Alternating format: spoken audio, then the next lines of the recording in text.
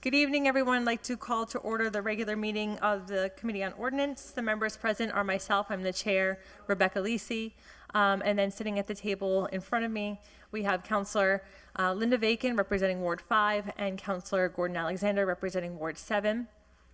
We have a number of items on our agenda this evening that require the attention of both the Planning Board and the Ordinance Committee, as they are public hearings related to zoning ordinances. We convene as a joint committee, but we are not a joint body. We'll be making two independent decisions on the matters before us. And with that, I'll allow the chair, Mimi Panich, to open up the Planning Board meeting. So, we have a motion to open the public hearing on the application for a zone change from IG to IP for 161 Lower Westfield Road. Mr. Emil Schlegel is the applicant. So moved. Second. All in favor? Aye. And then proceeding to item 1 on our Ordinance Committee agenda, is there a motion to open up the public hearing for a zone change petition from IG to IP by Emil Schlegel? Motion has been made and seconded to open the public hearing. All in favor? Aye. So moved. Thanks. Okay, so we did receive a petition from Emil Schlegel and more than 10 residents from the neighborhood around the parcel at 161 Lower Westfield Road. However, I believe that this same petition was before us less than 2 years ago. So in a sense, it is improperly before us because we cannot consider items if they've been voted to be denied, unless the Planning Board has recommended that they be adopted, which I believe on this matter they did not vote to adopt it, and the City Council voted negatively. So both bodies voted to deny the proposal when it came before us in 2014. As a matter of record, I want to read into the record a communication from Mintz Levin regarding the property and the application. It reads, pursuant to MGL 40A, Section 5, 161 Lower Westfield Road, LLC O'Connell as the owner of 161 Lower Westfield Road, parcels 1A and 2A, recorded in the Book of Plans, 368, page 43, the property, hereby protest the pending application to change the zoning district for the property from IG, or general industry, to the more restrictive IP, or industrial park. First, the City Council denied with good reason an identical request just last year on March 18th, 2014. Consequently, the City Council must reject the present application because it is procedurally improper. The application was filed less than 2 years after the City Council voted against the previous application, consistent with the recommendation from the Planning Board. Pursuant to MGL 40A, Section 5, the City Council may not, quote, consider the new application. Second, none of the reasons cited in the new application, which are essentially the same as those cited in the previous application, constitute valid grounds for changing the zoning. No planning study or analysis has been performed. Only the purpose of the proposed amendment is to prevent O'Connell from pursuing retail development, which has already been approved by the city. To revert the zoning back now in the absence of any sort of study would, 1, arbitrarily be unreasonable and unfair, particularly given O'Connell's investment. 2, constitute reverse spot zoning, and or 3, require the city to compensate O'Connell for its loss of a substantial economic benefit and therefore give rise to a valid legal challenge by O'Connell. Third, as the city solicitor's office has already opined, if the property at 161 Lower Westfield Road is rezoned as currently proposed, the city faces a potential lawsuit challenging the validity of the ordinance, as well as the potential lawsuit claiming that the amendments resulted in a regulatory taking of entitling the property owner to compensation. And then the opinion is cited from February 11th, 2014. Therefore, for all these reasons, which are discussed in more detail below, the City Council voted against the application in 2014. There's simply no valid reason to reverse that vote now. Keeping the current zoning district in place will be a good fit for the city and promote the public welfare by affording redevelopment opportunities of an underutilized site that will bring new jobs to the region and provide significant increase to tax revenue.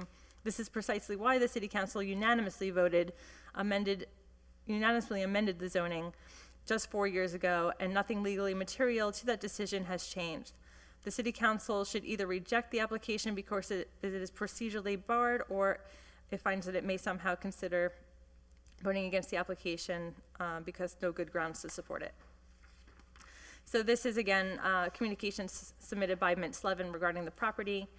We are convened in somewhat an improper manner, as I mentioned.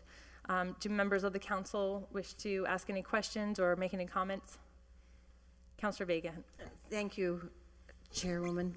I would ask that our attorney be given permission to approach, because when I came in, folks asked me about the date issue, because in the last hearing, there was a lengthy discussion about a zone freeze or some such thing. And so I think some confusion may have arisen on the part of the petitioners. So I would ask that we can, well, I think in the public hearing, we don't need to suspend rules for legal, do we? We could ask legal to approach.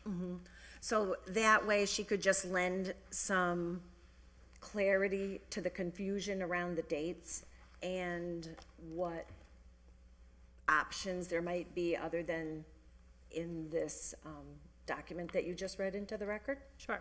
Thank you. Kara?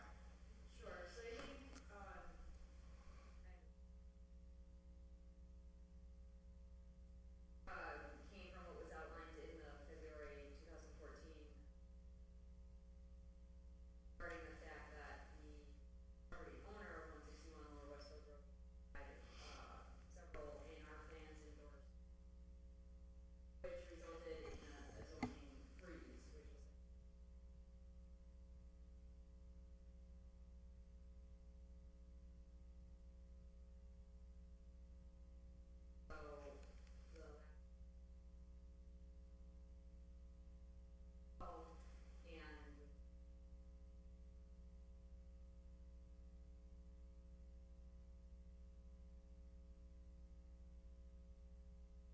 but it's a separate issue of the fact that on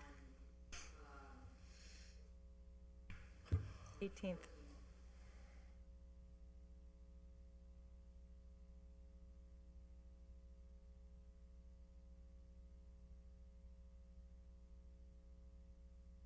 for you, and so that triggered 5, which states that action can't.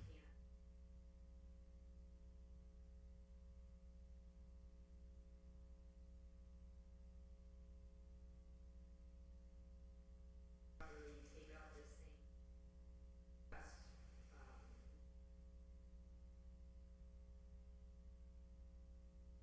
Thank you. And is there any other path than what those opposed to the petition articulated that was read into the record for the petitioners?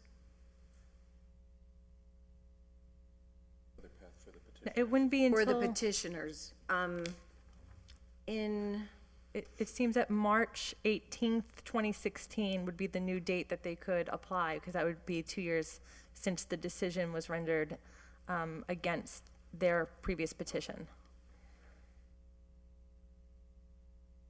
I mean, as far as other paths, no, as a technical matter, what would their path be in terms of the technical issue around the date? Because now they filed it again, and if we're not taking it up because it's improperly filed because it's too early, I mean, do they go down the path of asking it to be withdrawn without prejudice, or what do they have to do? Or does it just sit there because it's early? I mean, like, what is the technical path? Should be withdrawn.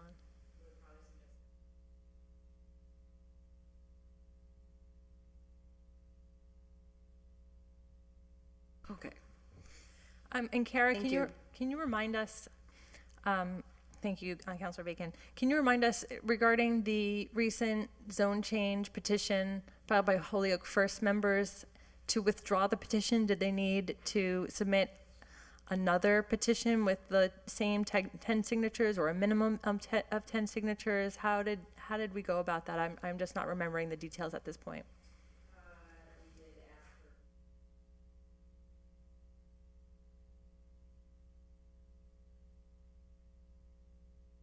To withdraw.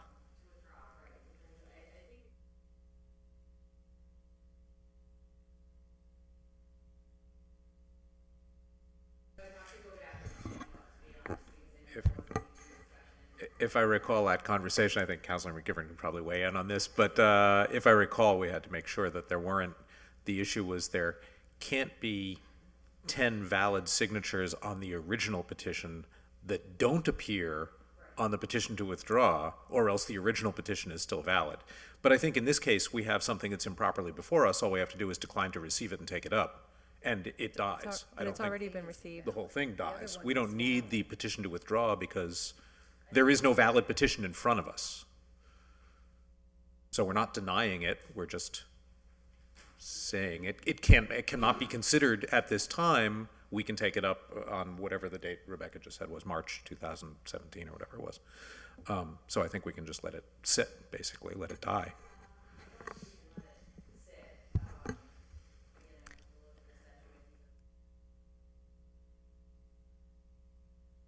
Because it's been received by the clerk's office, and so I think that, given that it's been received by the clerk's office and we have now advertised it, and we are meeting on it, I mean, the problem did start there at the point of receiving this petition, and that has triggered a process that we're incorrectly Then, if I in the may, middle what we're of. gonna need is a sufficiency of signatures on the petition to withdraw the original petition, such that there are not 10 valid signatures not countermanded on the new, by the new petition.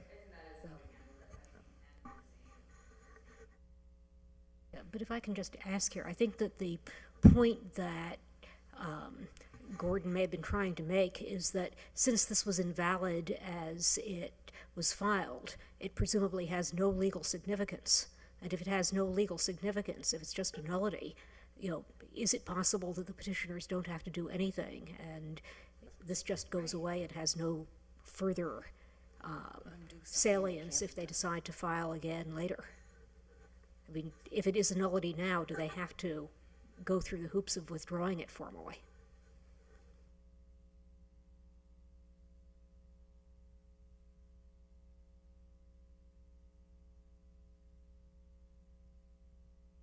Okay.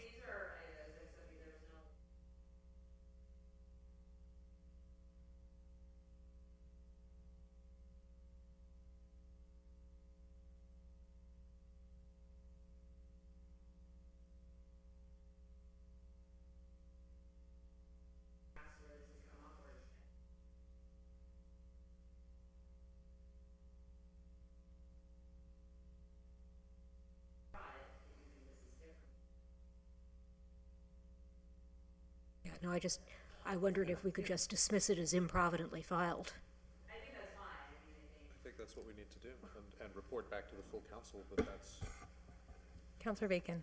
Yes, I was just going to say, so it sounds like it would be proper for us to simply make a determination that we give it leave to withdraw because it's improperly filed, and then the record is complete. Okay, so I will offer that motion. I'll second. We have the public. Motion Well, to close the okay. public hearing. Wait a minute. I think we before should go. allow the, I'll hold my thought. Well, no, sorry, 'cause we have ours going at the same time. Ms. Reagan? Kara, if we vote to deny it because it's improperly filed, then does the clock go back to 2 years?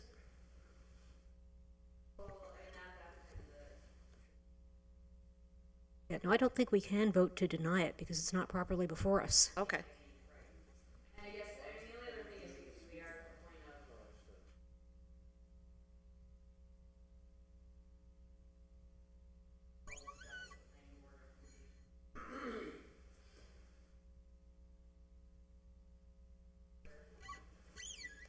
So, before we move to, allow Kara to step down and the public to speak, does anyone else have any questions for Kara? Okay, thank you, Kara. So then secondly, I'd like to just recognize that, we have joining us also, Counselor Jennifer Shatnoff at large, as well as Counselor Joe McGivern at large. So is there a motion then to allow the public to speak on this matter? Is there a second? Second? Motion has been made and seconded. All in favor? Aye. And then, planning board? Yeah, at this point, we too would invite any members of the public who have anything that they would like to add to the record.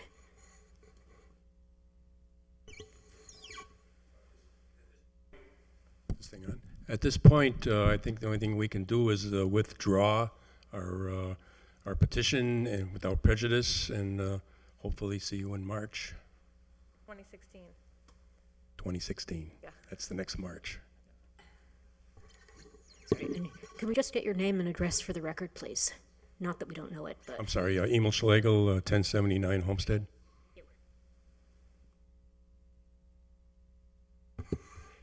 Anyone else like to speak in favor or against the petition?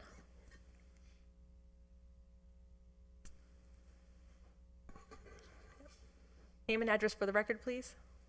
Nick Cram, 45 Stonehenge Road in Lincoln, Massachusetts. I am counsel for O'Connell Development and the property owner here, 161 Lower Westfield Road, LLC. Ms. Chairwoman, I think that you've actually stated O'Connell's position pretty precisely. I do think it would be appropriate for the planning board and the committee to make a recommendation when you conclude tonight's public hearing. And in addition to what we've already heard, I do just want to note for the record that included within our formal protest is the opinion of the city solicitor's office that was offered into the record the last time this was before you in March of 2014. Thank you. Thanks. Motion to close the public hearing? Second? Motion has been made and seconded to close the public hearing. All in favor? Aye. So moved. Motion to close the public hearing for the planning board? all in favor? Aye. Okay. So given that the public hearings are closed, do you want to make a motion for how to dispose of this on our agenda?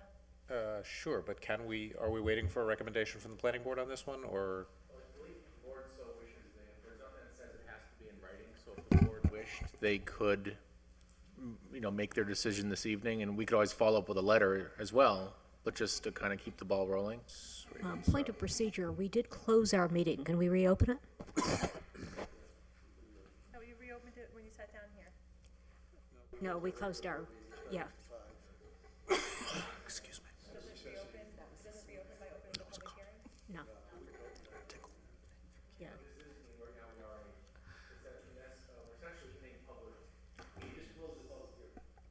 Right, but now we're in the public meeting phase of this hearing. I don't know if that, Yeah, and if there's no procedural bar, I suspect that it would be the will of the planning board to reopen and dispose of this.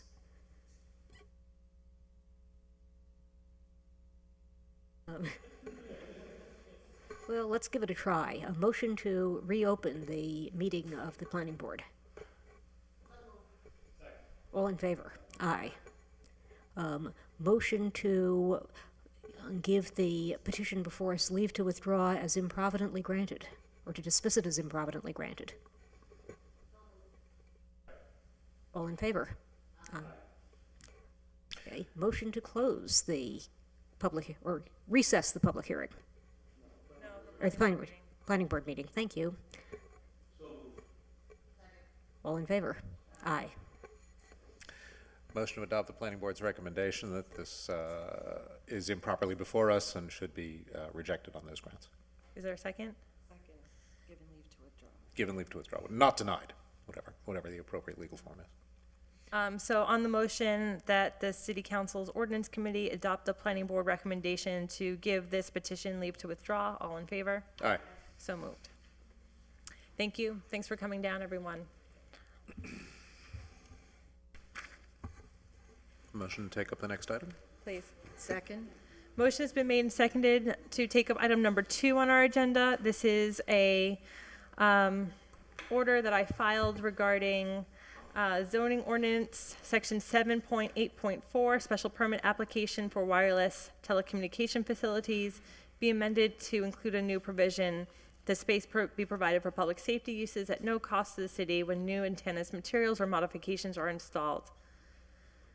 The motion has been made and seconded. All in favor? Aye. So moved. Motion to open the public hearing on the order to amend section 784 of the telecommunications facility ordinance to allow space thereon for public safety uses. So moved. Second. All in favor? Aye. Thank you. Chief, do you want to come in and join us for this conversation? Does the ordinance committee want to also open the public hearing at the same time so we can start? Motion to open the public hearing on the telecom issue? Second. Motion has been made and seconded to open the public hearing on the telecom facilities changes. All in favor? Aye. So moved. Thank you.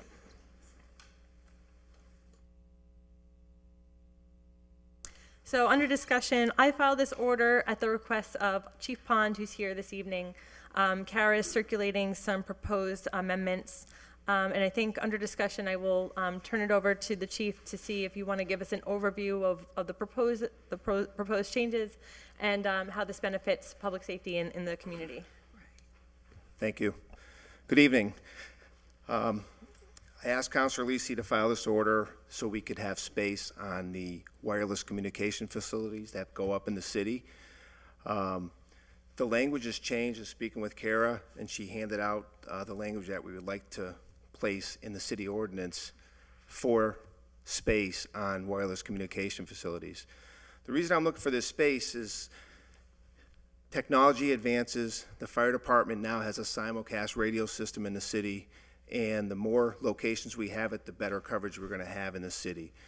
Not to mention, wireless companies come in, they put up these towers, and then we're knocked out of that space without this special line in there. Prime example is the tower up on Appermont Highway. I'd say maybe 8-9 years ago that went up. The police and fire department had space on there. The police put their equipment on that tower. During that time, the tower was sold, and the fire department now has a difficult time to put that equipment up there. The only way I was able to get space up there was go to the water department.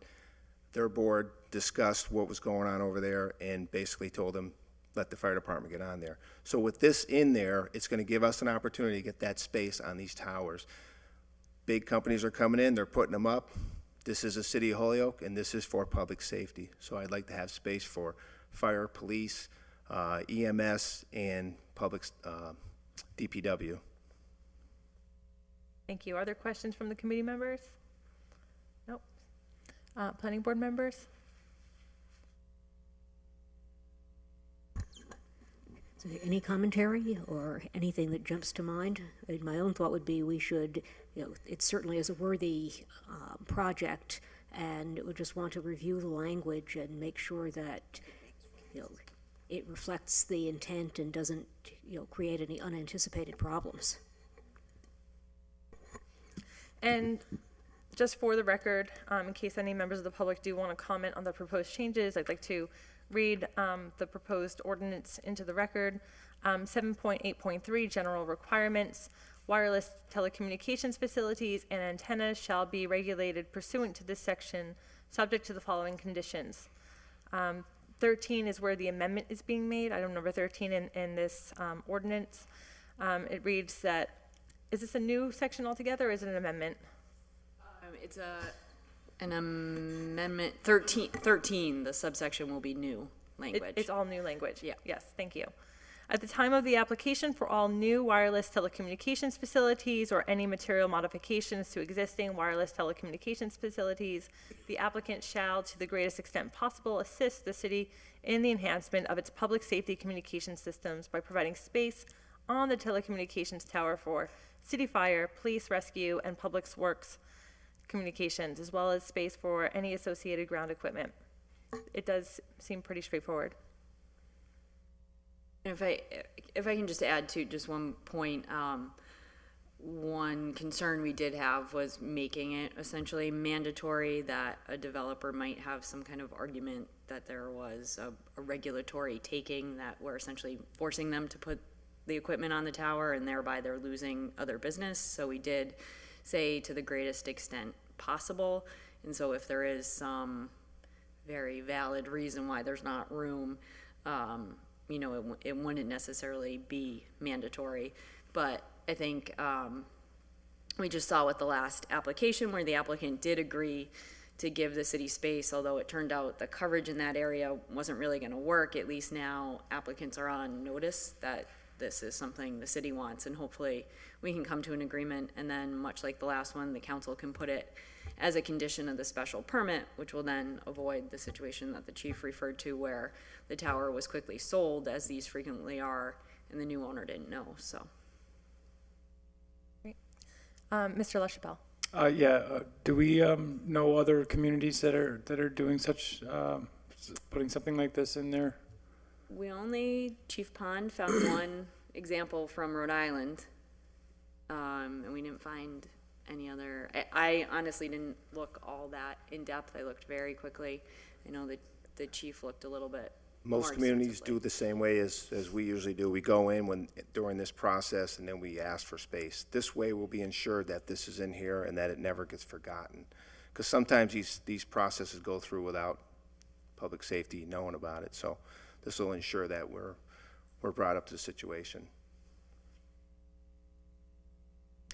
Okay, then, can we have a motion to invite members of the public to speak? So moved. Motion has been made and seconded. All in favor? Aye. So moved. And with no objection, we would also invite any members of the public who want to comment on this to speak. Anything from members of our staff? Just one brief question. Is there any issue with the fact that the order was written for 784 and what you're amending is 783? I don't think so, because one of them must be a typo. I don't know if it's, Just wanted to clarify for the record. does the order reference the wireless? Why, it says the zoning section 784, special permit for application for wireless telecommunication facilities. So one of them's a typo, but I don't have it in front of me to know which one. Oh, mine's a typo. It is 784. So that should be 78. So it's in the 413 that we're proposing? Oh, no, it is 783, because that's a different, I mean, that's where I just looked at it to fit it in, so I don't think it's any, it's, Just wanted to clarify that so there was no future issue. yeah. Yeah, the section that was referenced was a special permit application, and I put it under general requirements, so it's fine. Renewing the motion to close? Second. Motion has been made and seconded to close the public hearing. All in favor? Aye. So moved. Okay, anything further from the planning board, or are we ready to close the public hearing? Make a motion to close the public hearing of the planning board. All in favor? Aye. Is there any reason for the planning board not to reopen their public meeting and make a decision? Yeah. Let's just do it. Get it done. Why wait 30 days? Motion to reopen the meeting of the planning board. Second. All in favor? Aye. I make a motion that the planning board recommend approval of the change to the city ordinance concerning section 784 for our wireless telecommunications as presented. Second. I think it's 783 though, right? Okay, and just, There was 3 at the end. We'll make 783 as presented. So I will second that. okay, all in favor? Aye. Motion to close the meeting of the planning board. So moved. Motion to adopt the planning board's recommendation to the full city council? Second. Motion has been made and seconded to adopt the planning board's recommendation to adopt the amendments to 7.8.3, section 13. All in favor? Aye. So moved. Thank you very much. Thank you. It was always that easy, Chief. Chris did. Okay, all in favor? Aye. Aye. I don't think we, did we close our public hearing before we did all that? We did. Just check. Jeff? I know, right? You know why? 'Cause we Motion worked take up hard item number 3? Today. Got Second. some things. That concludes the joint public hearing process for this evening. We have, as ordinance committee alone, one final item on the agenda. We'll give the planning board a minute to get out of our way. Life is good. Life is coming in. Thank you. Thanks. Thank you. I know I saw him the day of the vote, and I go, this must be a nice stressless day for you. Come on, I went down and offered to hold signs and,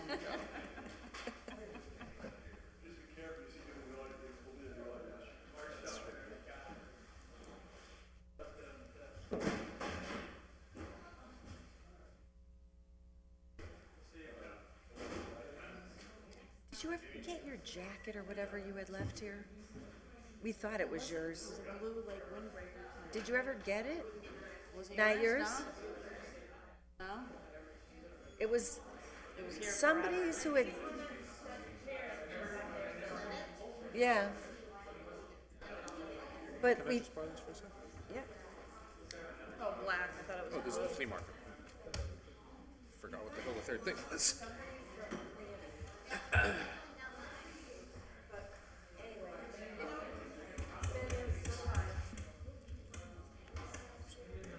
wasn't there for you, but I was there for you today. Nope. Have a good night. I thought that's where she was sitting, but who knows? Maybe somebody else was in there before we even had that meeting. It wasn't hers?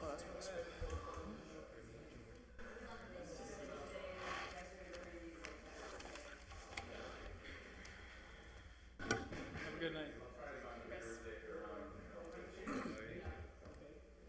So there was a motion made to take up item number 3 on our agenda. Is there a second? Second. Motion made and seconded. All in favor? Aye. So moved. Item number 3 is a flea market application for Mr. David Roman at 642 Summer Street in Holyoke. The petitioner has been before us a number of times. Last time he was here, he came with somebody, Chris Dooley, who's representing the property owner. And the flea market showed in the plans that there was 154 vendor spaces, of which it seemed as if Mr. Roman would have an average of 34 vendors operating. The maximum capacity for the space was 124 people. We were looking for 67 spaces of parking, and a letter from the property owner talking about traffic flow, customer parking, and entrance and egress. On your desk, we did receive letters from Mr. Roman and Mr. Dooley. Let me just get organized here for a second. I don't have to have a copy. I can just look at it.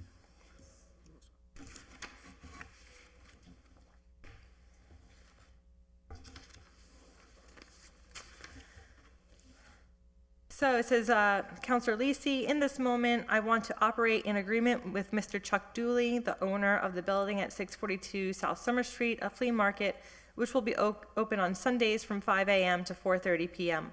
The flea market is made up of 57 spaces, and 18 vendors have already reserved their spaces. There are also other people waiting for available spots so that they can sell also. To prevent heavy traffic on Sundays, I decided to open the flea market on a weekday, preferably on a Thursday, so that only vendors can bring their merchandise and organize their respective spots. This will be from 5 p.m. to 9 p.m. I am also including a copy of the agreement Mr. Dooley and I had regarding the parking for customers and vendors. My desire is to be successful if you all grant me the opportunity so that I can provide a good economic future for my family. Thank you all very much. David Roman. Additionally, there's a letter from the property owner, Chuck Dooley, to David Roman that's been submitted. After our meeting today, October 29th, 2015, we have agreed to using our fenced-in parking lot on South Summer Street for customer parking in relation to your flea market to be on Sundays during your upcoming lease.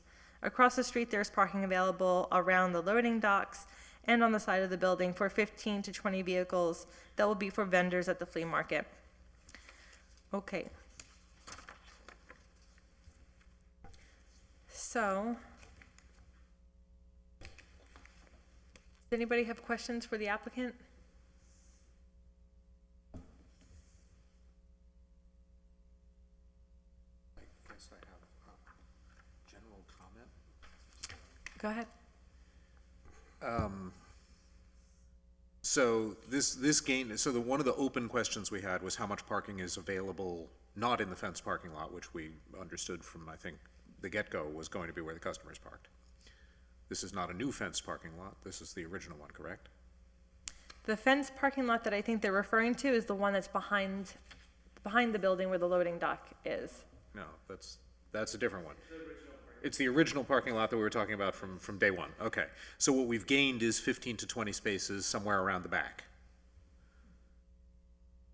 And That's what we were asking for, a letter to validate that there was access to that space. So the question is that with the parking in the front, let's call it 15 spaces to be conservative for a minute, does 15 more spaces cover the need? If I recall correctly, we had an issue where, no, this actually clarifies something else. We had an issue because there were 57 booths, and that meant 57 potential vendor vehicles sitting around. But this letter states that there are 18 vendors leasing 57 spaces. So we need 20 vehicles for vendors. We have 20-ish spaces for vendors around the back. And they're also going to be doing their load in and load out on Thursday, according to this letter now, which is kind of a cool idea. So I would say if the customer parking lot, the original fenced-in lot, we've sort of disposed of the vendor vehicle issue at this point by saying the number of vendors and the number of spaces in the back of the building are about the same. So if the main lot is, according to the information we had originally, big enough for the customer traffic that's anticipated, then I think there's sufficient parking. There was already, I believe, legally sufficient parking. We were just making sure there was practically sufficient parking. And it sounds like we may now be there, so. So I don't have in my notes in front of me, and I don't have a plan that has been submitted in my copy of the documents here, but can someone come to the microphone and just remind us how many spaces were in the original, the front lot area?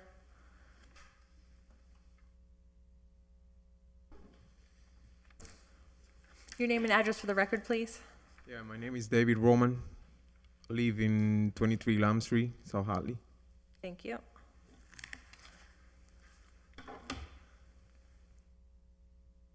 My name is Chris Dooley. I live in Chicopee.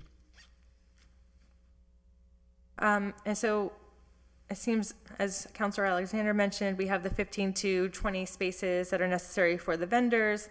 But how many spaces are in the lot, the main lot? I got 75 spaces. In the front lot, In in the the front side lot lot, the alone? fenced lot. And that was more than enough for the planning board's standards of what's required for the building square footage. We were just making sure that practically it was gonna work. The planning board said that 75 spaces are required. Although there was a dispute about the dimensions of the building, and if we look at the difference in the dimensional requirements for parking, it brings us down to 67 spaces. So it seems that they're meeting the ordinance. Yeah. And by providing some vendor parking and also clarifying that there are not 60 vendors for 60 booths, I think we've solved the practical measure as well.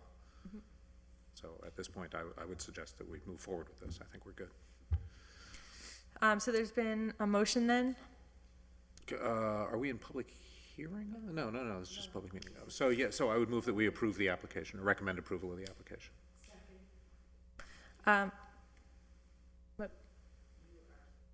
We're in public hearing. We're in a public, so do we need comments from the public? There is no public? Motion We to should, close the we should public at hearing? least go formally through the motion of opening the public Motion to hearing. open the public hearing. Motion has been made and seconded to open the public hearing. All in favor? Aye. Are there members of the public here who wish to speak? There are none. Motion to close the public hearing. Motion to close the public hearing, made and seconded. All in favor? Aye. So moved. Motion to recommend approval of the application to the full council.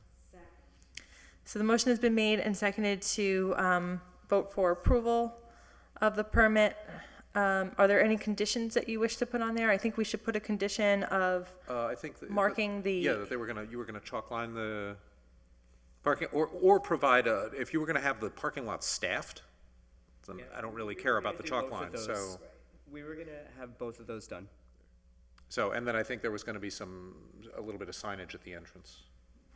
Because you had entry and exit, there was some conflict there, so. Yeah, we wanted to make it a one-way lot where there's an entrance, a clear And a entrance and a clear exit, and arrows marking the direction. So, are you okay with the condition that you put up signage to that effect? Yes, we're gonna work on that. That's Great. something that we're So, approve the special permit, provided that A, signage for entrance egress are delineated. Directional arrows.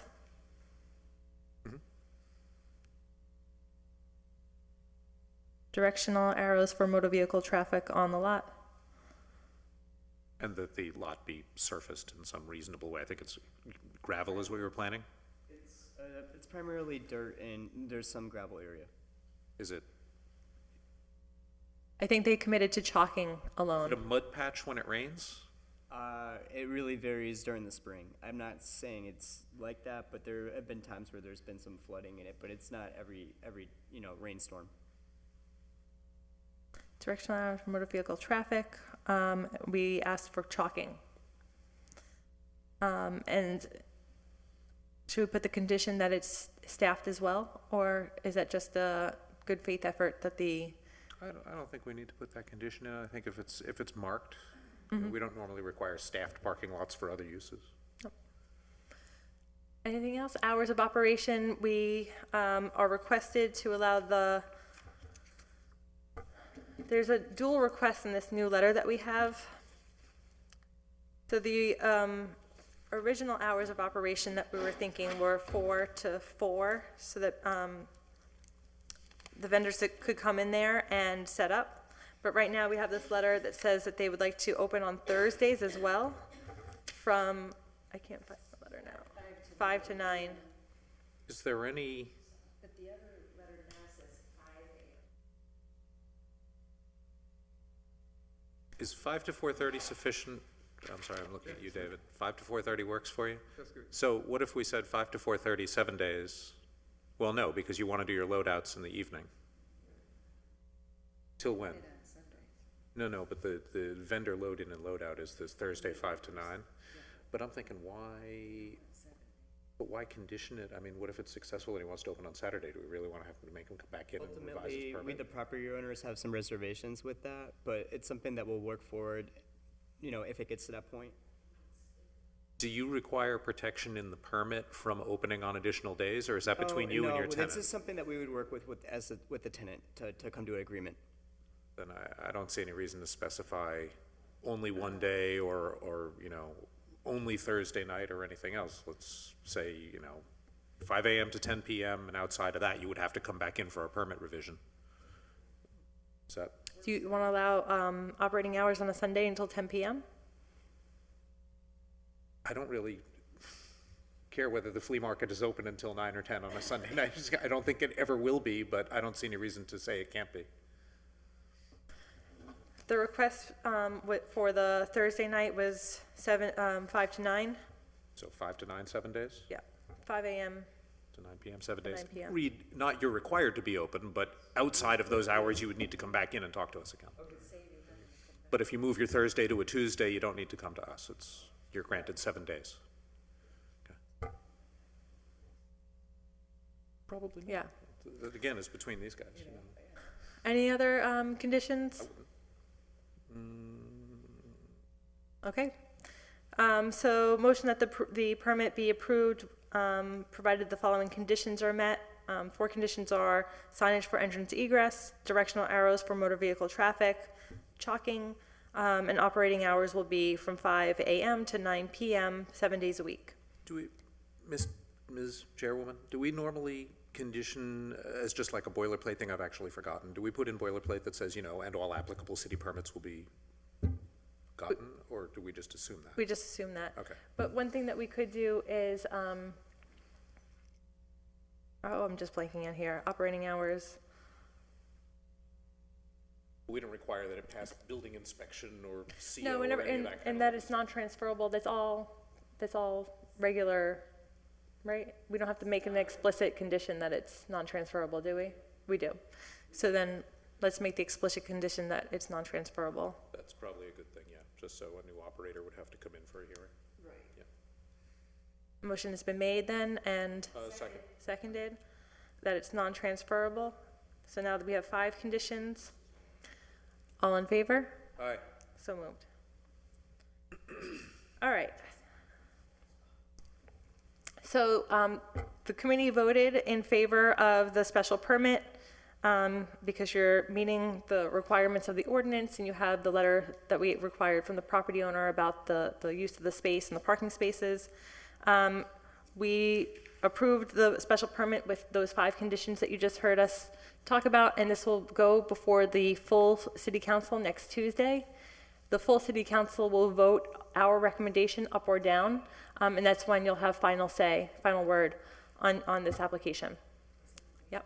All right, Is thank there you. any appeal period or anything? I'm sorry? There's a period of time, I believe, that you have to wait before, after it's granted, but I'm really unsure what that is. Kara, do you know?